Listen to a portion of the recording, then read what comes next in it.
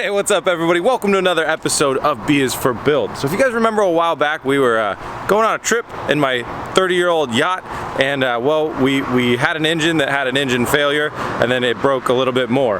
Well, fast forward, we've got the engine out, and today we're gonna dive into this engine, start disassembling it, and diagnose the damage, figure out how badly it's busted, and that will help us set up a game plan for what we're gonna do moving forward. Are we gonna repair this engine? Are we gonna buy new engines?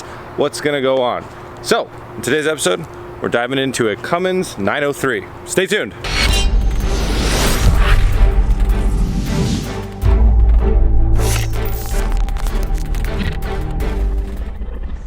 So all strapped up right here, we have our Cummins VT903M. So it's a marine application of the 903. It's 903 CI, which makes it a 14 liter engine. It's a big boy. It's on the size, I mean, just for comparison, like this thing's absolutely insane. The turbo is larger than my head, and that is gonna bring up, you know, some challenges because we've never worked on things that are so heavy. We've never pulled a head off of an engine that we're expecting to weigh like 200 something pounds. So we're gonna be using our engine hoist to actually hoist parts off of the engine. But we're gonna try and figure out two things today. One is, why did we start losing oil when we were on the water? Where did the oil come from? What sprung the leak? And can we fix that? And then the second thing is, when we had a backfire, the engine kind of changed. It sounded different after that per rotation, and so we think we damaged something. We're also gonna figure out what that is, and we're gonna try and figure out if we can repair it. First thing we're gonna start chasing down is our oil leak, because we're gonna have to use a little bit of positive pressure to generate it. When this engine is just sitting here, it's not leaking any oil, and we can't figure out if it's coming from something like the main seal or the oil pan seal. So we're gonna go ahead and grab a massive Allen on a socket, undo all of these. It's gonna take off our harmonic balancer right here, give us a little bit more vision, and then we're gonna look at how we can put some pressurized air into the system and try and just get it to seep out a little bit of oil. We're thinking it's either coming from right here or the main seal.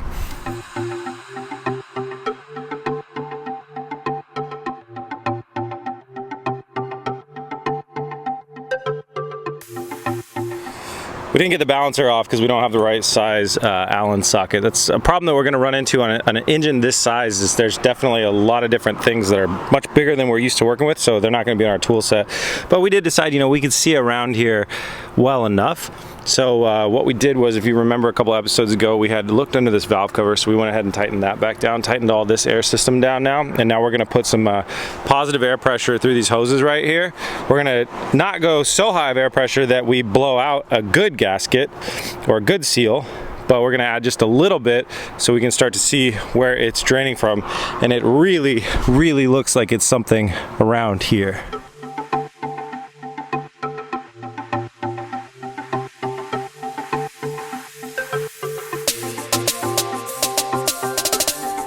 We're getting air into the system pretty well, gently, and we can actually hear it coming out from somewhere, but we can't pinpoint it. So as Chris Fix would say, this is a job for soapy water.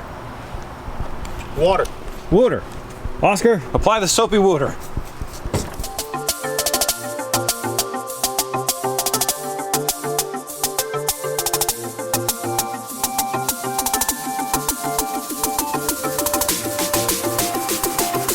Well, this has left us completely stumped. We've applied air pressure coming in through here that goes in through the crankcase and pressurized basically the oil pan oil system. And keeping, like, you got to think about this in a way that is like, where is the oil going to leak from, in a way that it comes out of the engine and lands in the bottom of our boat. And that should be the way that it would happen, either like an oil pan gasket or one of the front seals or the rear seals, something like that. When we're running and we're under higher oil pressure with the internal oil system, those things, if you know you spring a leak through one of those, they're not normally going to end up with the oil ending up outside of the engine. Like things like the head gaskets and a leak in the head and stuff like that, you could consume your own oil, you could burn it up, run it through the engine, you can mix coolant with your oil, which we know we're already doing right now. Those things happen, but the oil doesn't go out of the engine. Usually. Yeah, I guess I should clarify. It definitely can, especially around the head gasket area, but what we would see is we'd see like where the oil was going down, and we've inspected everywhere and we're not seeing it. So it's got us really stumped, and we honestly don't know what else we can do to hunt for this oil leak.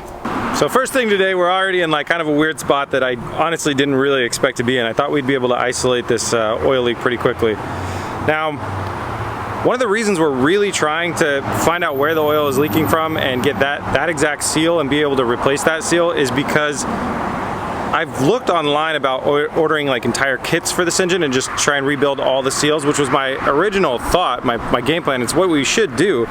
And some of them are a month delay. Like it takes over a month to get a seal kit for this engine. And that month of time and delay just absolutely kills us. Not only is it hard for us to make content, but then the cost that you gotta, you know, of dry docking the boat, of having the unused marina slip, all that extra stuff. A month delay costs us a lot of money. So we really don't wanna do that. That's why we're trying to kind of pinpoint what our problems are, try and fix our problems, if not, move on. So, since we can't figure out the oil right now, it is time to move on, knowing that it might be harder for us to replicate the problem moving forward. That's all right. We're just going to keep moving on, because if we dive into this and find something else that's even more broken, then we don't have to worry about the seal.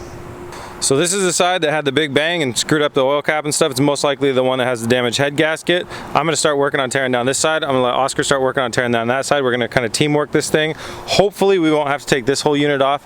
Right now I'm going to go ahead and get started with the valve cover and the intake.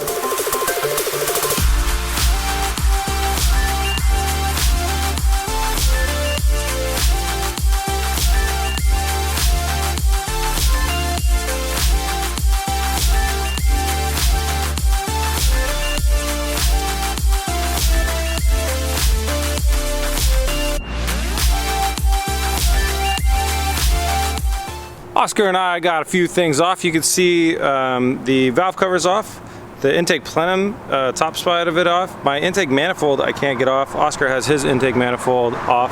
The same stuff over here. My intake manifold has bolts that are covered by this coolant tank right here. So this is a pretty involved piece that goes across here, and now is the part where we have to take it off. So just like anytime we're working on an engine or something that we don't really know a ton about, just take a lot of pictures so we know where every bolt goes back to, everything like that. We'll probably go get a new bolt bucket that's fresh, label it for this thing, and lots and lots of pictures. And then take it apart piece by piece until it's out of our way.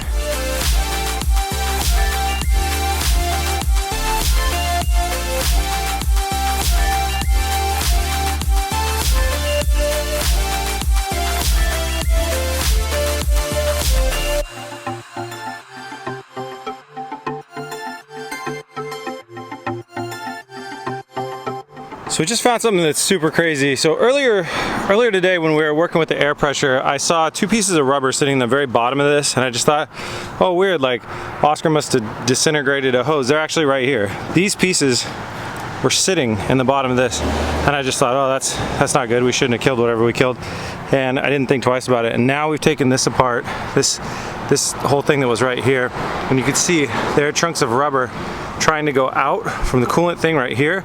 There's a chunk of rubber sitting right here, and then when you go into this section here, this is like an elbow that went down and went into the cooling system for, this is the oil cooler for the transmission. You can see it is full of these shards of rubber. Very bizarre. So this, they're part of something. they were part of something. It looks like the pump, some kind of pump. This just adds to the confusion of whatever the hell happened with this engine. But we'll learn more as we go. We're gonna take the other side off now.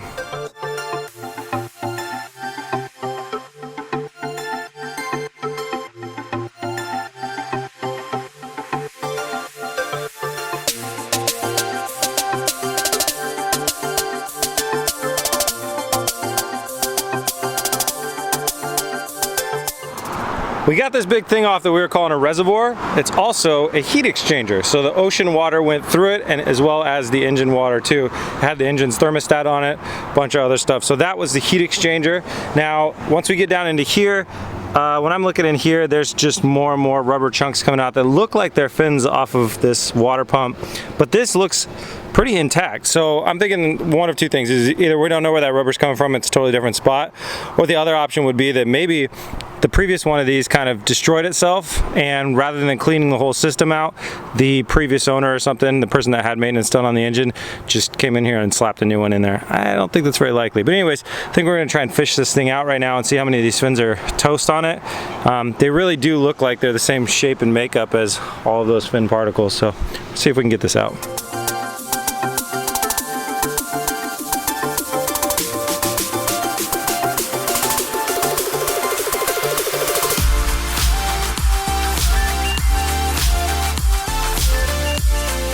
Well, we certainly can't know for sure, but this has got some signs that are a little bit suspect. So you see there's oil on this thing that's dripped down and around. That was there before we took it off. You can see that this is not full of oil, but yet it has an oil stain through here, and also matching on this side and this side. So we could have had a gasket failure of some sort, or something weird happening here. We're gonna try and go ahead and trim this gasket off. So if we were losing oil from here, that would be one thing that certainly would make sense. The oil could have gone straight from here. If you go straight down, you don't hit the harmonic balancer, you don't hit anything else, you just go into the bottom of the boat.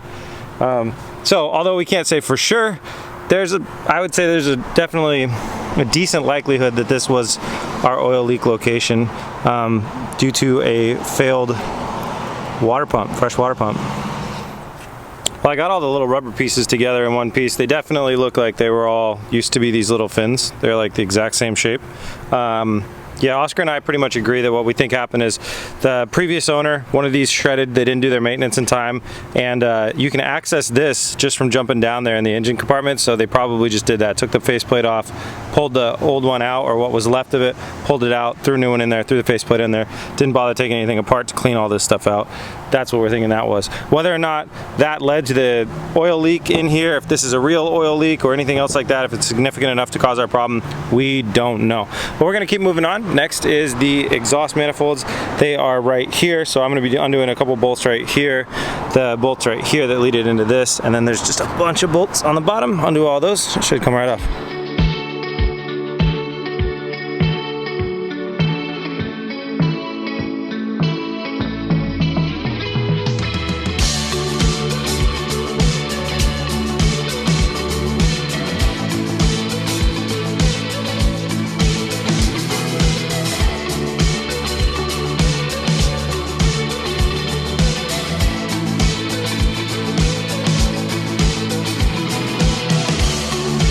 Well, on my side, certainly the unlucky one. I keep getting fuel and coolant and stuff spilled all over me, but we got the exhaust manifolds out. So next up on the removal is the head, and we want to take this one off first because it's probably the one that's broken. You can see these are the head bolts right here that we're going to need to take off. This piece we're going to need to take off too.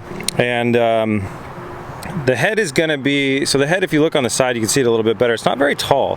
It's from about here to here. So it's really not that tall compared to the rest of the engine, and it's going to be heavier than we can lift, so we're going to also have to get the cherry picker in here to help support it, which is going to be a little tricky, but we'll get it loosened up first and get it so it wants to come off, and then we'll find a way to rig it up.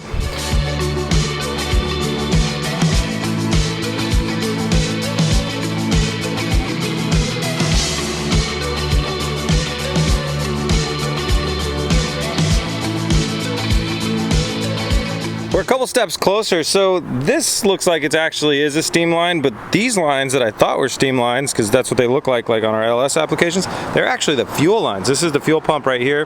This is where our throttle goes right here, and the line came out, did a T, and T'd into over here, and right about there is where the fuel goes into our head. At least we think so. We're not exactly diesel professionals, but that is diesel in there. So that's interesting. Diesel magic. Just quarter-inch steel fuel lines. So next up, we got to get. Okay, so these bolts right here hold our heads on. They're 300 foot-pounds of torque. We can't. Let me grab that. I'm guessing this won't fit, right? Oh my God! It's like it was made to fit. It's a little hopeful thinking. This one is a little tight for comfort, and then if I can get it out over here, it actually doesn't fit in there at all. So we have to take this out. We're gonna go ahead and label a bunch of stuff, undo a couple of these guys, lift this unit out.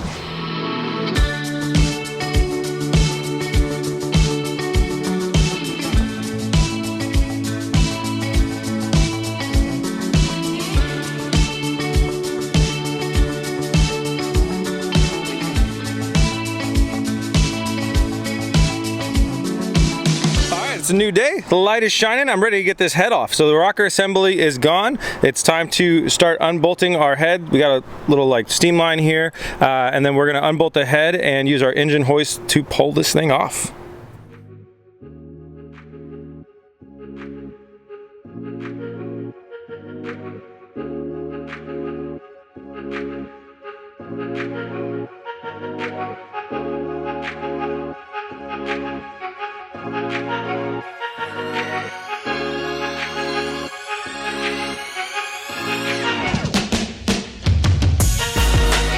Well, the head is off. That was the most dangerous thing we'll hopefully do today. We kind of underestimated the weight of it, and then once the guys got it off the engine and it was too late to put it back on, we realized it was really heavy. Yeah, but luckily the guys got it off. Now, what we're seeing here, this coolant was came out of the head into the cylinder, so that wasn't already there. There is definitely scarring on this cylinder wall right here. Let me see if I can get the camera. So you can see down here, you can feel it is deep, deep scarring on the cylinder wall and up here as well. And yeah, so that's the first thing that we noticed. But we also, like we said, we have coolant in the oil system, so we're gonna inspect this head gasket. So we'll pull this guy off. Look at the bottom side of it. Not seeing anything or jumping out at me. So looking around, we're not really seeing anything right off the bat. We might need to go ahead and pull the other head, other than we do know that this cylinder wall is damaged. It would be weird that we damage this cylinder wall and then blow the other head gasket. Not impossible. I was playing around in here and I found our knocking sound. The guys were inspecting the heads to see if we cracked the head. It looks fine. So we still don't know where the water is. But anyways, so I was playing around with this, and watch when I get my hand in here. I hate how the camera gets dark. Gotta work some camera magic here. See if this will do this again. You can see how I'm moving the piston, but I got it to like, see how much play that is? That's a lot. I got it to do a big thunk. You see that? Like look, when I push it down, you can watch this thunk. That's It's not supposed to happen. There are rings around a piston that help it seal to the wall, and a little bit of air blows by here sometimes, but you shouldn't be able to take your finger and ka-thunk it to the other side of the cylinder wall. So watch the oil down there just raise and go down. Yeah, I mean you can hear it hitting the cylinder wall. So that's toast for sure. So we found the audible knocking sound, that's for sure. What we haven't found are two other things. One is we're not 100% sure where the oil leak is leaking from. It really looks like some oil, well, I can tell you some oil for sure is leaking from the water pump. The other thing is we haven't found out how the coolant is being introduced into the oiling system. After talking with the guys, I think that it is the cylinder sleeve that is cracked, but we're not sure. And so what I'd like to do is be able to rotate the engine a little bit. To do that, we need to take the other head off. So we're going to take the other head off first. Then we're going to try and rotate this engine a little bit so we can see more of the cylinder sleeve.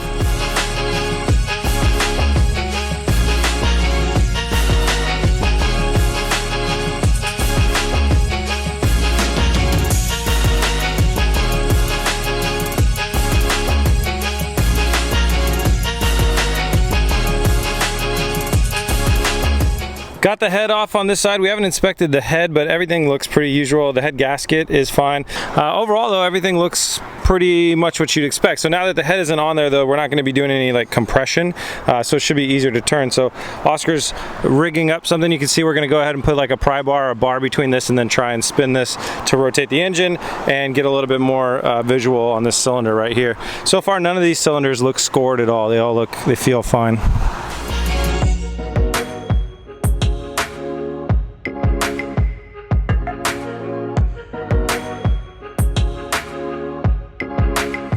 Now that we're able to turn it, we actually were able to get this piston down and feel the sleeve, and this sleeve is really, really scored up as well. And this piston also has a serious case of the wobblies. So for those keeping track at home, that's 2 dead pistons, 2 dead sleeves. We are curious still as to how the water is getting in with the oil. That's something I want to figure out for sure. So we're actually going to do a sleeve removal. So this sleeve right here is what's called a wet sleeve. So it actually, there's water channels throughout the block, and the water goes right up against the sleeve. So when we pull it out, well basically if there was a crack in it from the sleeve heating up when the scoring was happening and stuff like that, if the sleeve cracked, it could potentially allow the water to flow underneath the piston into the rest of the engine where the oil's at. So that's my guess. I want to confirm that by removing one of these sleeves. So we are going to weld something in to the sleeve itself that we can pull on and try and pull the sleeve out.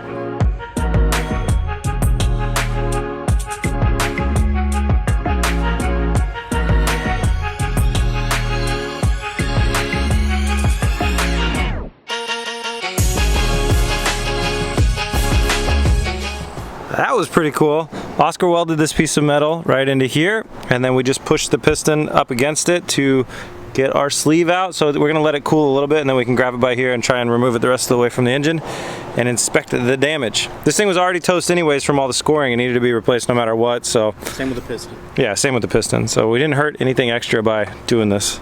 It's just gonna give us more information.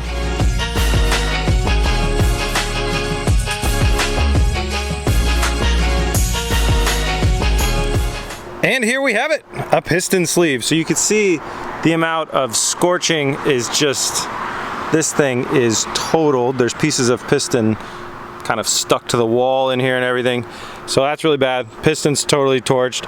And we think that the water came down. Let me show you what I mean by the cooling. So inside there, you can see that cooling section that pressed up against here and helped cool this sleeve, and then you can see the condition that this O-ring is in. Now this is damage from us pulling it out, but look at the slack in this O-ring. That's not from us pulling it out, so you can see that's how much slack is in here, and that's most likely from being overheated. The other ring around here has a lot of slack too, so that's most likely where we are getting our coolant into our oil, is because it was just going right past the O-rings that were designed to hold it back. So the next best thing to check the condition of the oil, if we spun a bearing or have crank problems, we're most likely going to find a lot of pieces of metal in our oil. So we're going to pump some of the oil out, as well as look at our oil filter, which is right here. Look through that. We had to run this engine for about like 10 to 15 minutes to move it, remember, from the marina to the lift out spot. So if there was metal chunks, the oil system should have probably flown the oil through, or cycled it through into the oil filter. So we're gonna go ahead and crack open the oil filter, fingers crossed for no metal flakes.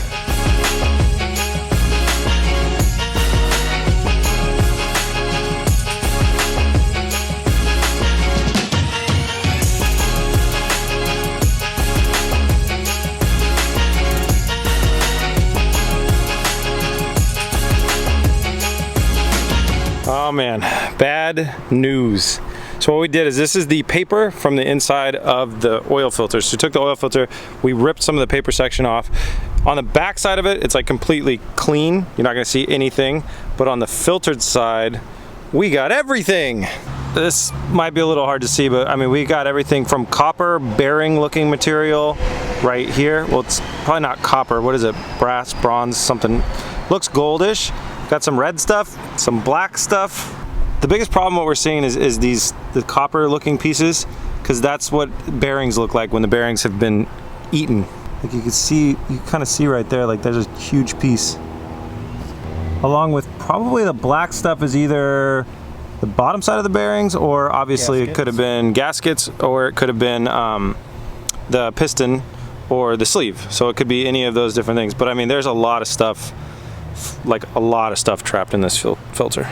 So if you don't know why this is such a bad sign, is it's because it's basically saying, like, you know, the bottom end, I mean, we're already in the bottom end of the engine, but the bottom end where the crank goes through, there's bearings around the crank, and those have clearly taken a lot of damage and potentially damaged the crank as well. And that's all stuff that we are gonna have a really tough time accessing here, as well as I don't think you can really repair them in an engine like this. It's more like try and replace. All right guys, fast forward a couple days, we're back at the boat working on the next episode, and a decision has been made. And I know it's not gonna be a super popular one, but stick with me and let me give you guys my explanation behind what we're gonna do. So I'll start off by saying I've decided that these diesels are not gonna go back in the boat. The Cummins 903s are not gonna go back in the boat. A couple reasons. One, it's pretty hard to get parts for them. Like if we needed to get a crank, which we're not sure if we need to or not, it could be a month waiting period. Getting gasket sets is a month waiting period. So some of these things take a long time to get, because it's a really rare engine at this point because it's so old and outdated. And the other reason, honestly, comes down to the sheer size and weight of these engines. It's so hard for us to move them around. We're not With our setup at our shop and what we have at our disposal, we're not really equipped to be working on engines so large. And that kind of leads to two things. One is, as you can see behind me here, when the deck is on here, the space between the front of the engine and our fuel tank is like, I don't know, 6 inches, 8 inches. You can't access anything on the front. And that is, I think, why it led to a failure in that other engine, is because the water pump is on the front and it didn't get serviced the way it needed to. I believe what happened is it ate the blades up, and the guy, rather than servicing the water system, just changed out the impellers and left it all crappy and threw it in there. Probably the water pump needed all the seals to be redone and oil leaked out of the water pump. I'm guessing that's what happened. But it's such a bad situation that you can't even see down there to see where the oil was leaking when we were at sea. So second reason I want to get rid of them is basically the space that they take up in the boat makes them hard to maintain and observe inside the boat. Also, because they're so big and heavy, we can't really work on them very well at our shop. As you can see, we couldn't even get the engine on its side so we could crack into the oil pan. And the third reason is reliability. I just honestly don't trust pushing a 30-year-old engine as hard as I would like to operate this boat. I did some math and I found out that the props were changed on this boat. They are Riva brand props, but they were changed and they're propped down to put less load on the engine per RPM, but it means that at cruising speed you have to put the engine at 2100 RPM out of the 2800 RPM maximum just to get to like a 20 mile an hour cruising speed, which runs the engines pretty hard, where it should have been closer to 15 or 1600 RPM. Also puts the top speed of the boat down to 27 miles an hour when we were supposed to go 40, and this boat with those props would never go 40 with these engines in there. And I don't think I'm going to drive this boat 40 very often, but I will say that if I take all the time to work on these engines and spiff everything up and I had everything reliable, I would have liked to try it. So we're going to go to a configuration where we can try it. So both the engines are coming out. This one's coming out soon, and the other one is right over there, and they're here at the Astoria Marina. If someone wants to buy them off me, I will give somebody an incredibly, incredibly good deal for the two of them. I'm just looking to get maybe a little over what they're worth scrap metal wise. But we are keeping the heat exchanger systems for the freshwater heat exchanger and the transmission heat exchanger for our next set of engines. That begs the question, what did we choose to fill this hole right here? What's going to be our next power plant? I have commissioned Texas Speed to build us some engines. I know a lot of you guys wanted us to go diesel, and let me tell you why. It's too expensive. Any diesel setup that was equal to that power over there costs twice the entire cost of the boat total. It's not a sound investment for me. We can go gas and we can keep it interesting. We can have a lot of fun. We can make it safe, certainly.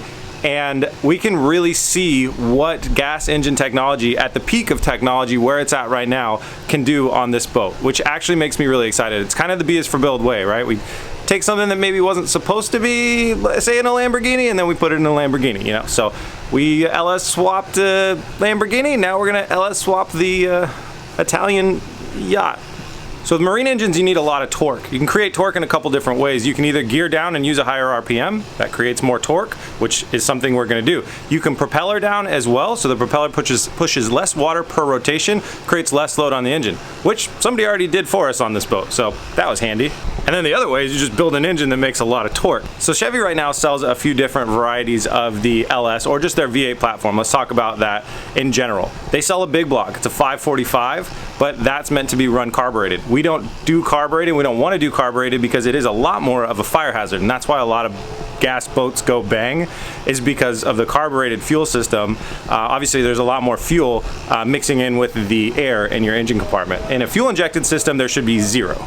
So the largest fuel injected block that GM makes is the LSX block, and luckily that's also the block that they produce just to make race engines out of. It's the strongest block that they make, and it's the largest cubic inches. So Texas Speed is going to bore us out to 468. So gone are the days of a 454. We got even more cubic inches than that, and those old 454s were carbureted, and we should be producing per engine about double the horsepower that they produce. And obviously along with that comes things like all the best built internals, better flowing heads, and then we get to work with some of our partners to have a standalone fuel injection system, standalone engine management system completely, and we'll have upgraded dashboards and all that good high-tech stuff will come along with these engines. And another really cool thing I like about this decision is it allows us to get to build and modify and create some stuff. So we get to create the cooling system. There needs to be a closed loop cooling system that uses heat exchangers from the raw water, like the diesel engines we had here used to do. We get to create the exhaust system. So we have like a water muffled exhaust. There's some pretty cool stuff. There's a lot of stuff I've been learning about, and it's gonna be really cool. So we're gonna have more power than what used to be in this boat, and we are also going to lower the weight in a significant amount, which should be really cool. And I'm really excited about going this way. I know a lot of you guys would have loved to see some diesels in here, but it's just not really cost effective. It would be a really sunk investment, and we'd be putting money into this boat that we'll never get back out of it. And I will say that a while ago I thought this boat was something that I was gonna have forever, but I'm catching the bug of marine life and of boats and just being out here so much. I'm really like hooked. And so we have a plan. In 2021 we're gonna build a small fast jet boat that's more built for having fun, and then in 2022 we plan on building a very big boat well, we'll have to get a bigger shop that will replace this boat, and it might be a 6-month-long project, or I mean it might be longer, I hope not, but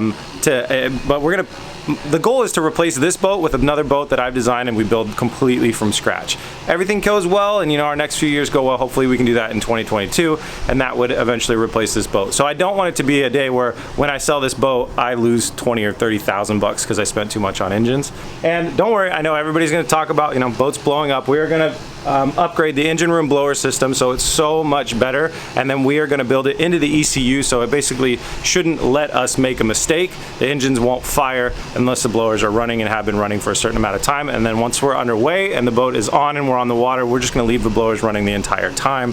So I think that will be a really good solution to help keep us safe. Texas Speed is already building our engines. It does take time to get engines built, so we are going to be working on all the other improvements to the boat. We're out here right now working on exterior improvements, repainting the boat today, and then we have a lot of really cool stuff to build and keep going on this boat to get it ready for when our engines come in, and then getting the engines in here and getting underwater. But this boat is going to exceed its previously listed top speed, probably not by much because it's not designed to do that. We don't want to punch a hole in the hull, but it's gonna go faster than it ever did before, and it's gonna be super awesome. So I hope you guys stick with us. I hope you join us for the next episode, and I'll see you guys soon. Peace! Come on!